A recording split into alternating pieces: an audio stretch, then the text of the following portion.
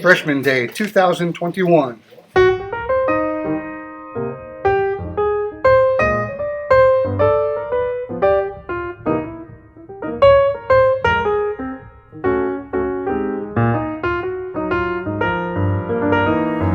Hola, estoy emocionada este año porque por fin regresamos a clases presenciales y no tendremos que estar online todo el tiempo.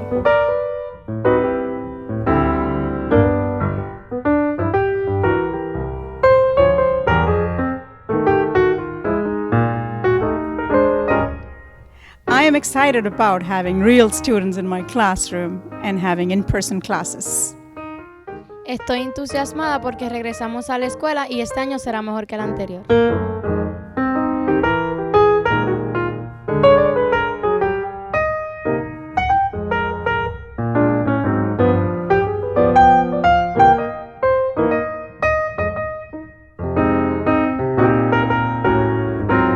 I'm excited because I'm in high school.